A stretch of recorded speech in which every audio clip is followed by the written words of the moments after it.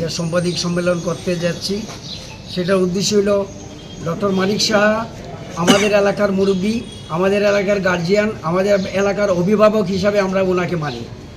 আর উনি কর্মজীবন হইতে আরম্ভ করে উনি যে আপনার প্রফেশনাল লাইফ থেকে আমরা দেখে আসছি যে উনি আমাদের তাইনের এখানে যখন আমরা চিকিৎসার জন্য যেতাম তখন উনি আমাদেরকে চিকিৎসা করে উনি কোনো ফিস নিতেন না, বলতো কি তোমরা যাও এই টাকাটা দিয়ে তুমি ওষুধ কিনে নাও।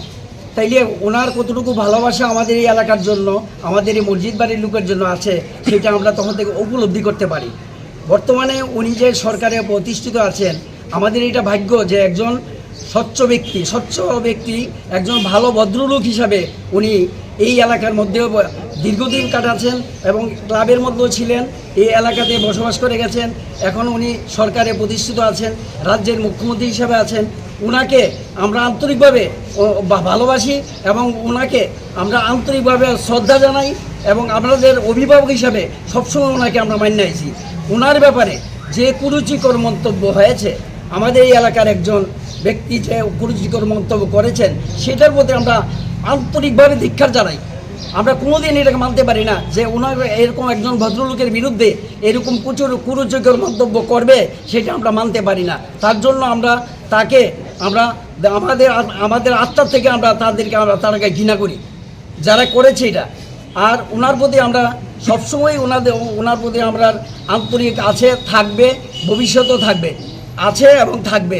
উনি আমাদের গার্জিয়ান, উনি আমাদের অভিভাবক। আমাদের দুঃখে সুখ যত কিছু হয় মানে আমাদের পেরেশানির কোনো কারণ দাঁড়াইলে পড়ে ওনারে আমাদের এলাকার আরেকজন মুরব্বী যে নাগাদিরাজ দত্ত, ওনার মাধ্যমে তাদের কাছে আমরা যাইলে পরে ওই সমস্যার সমাধান উনি আমাদেরকে করে দেন। এই আন্তরিকতা ওনার আছে বলেই আমরা আজকে আমাদের সুশৃঙ্খলভাবে আমাদের এইখানে যত রকম অনুষ্ঠান হচ্ছে, কুরবানি হইতে আরম্ভ করে বিভিন্ন রকমের অনুষ্ঠান, আমাদের সামাজিক অনুষ্ঠান সবগুলোই আমরা সুন্দরভাবে করতে পারছি। এই এলাকার জনগণ, এই এলাকার ক্লাবের সদস্যরা তারা আমাদেরকে সবসময় সহযোগিতার মনোভাব নিয়ে এইখানে আগায় আসেন। এই একটা বিষয় নিয়ে আমরা সবার কাছে লজ্জিত যে এই এলাকার ভিতর থেকে এই লোকটা এরকম মন্তব্য করেছেন, যেটাকে আমরা মানতে পারি না।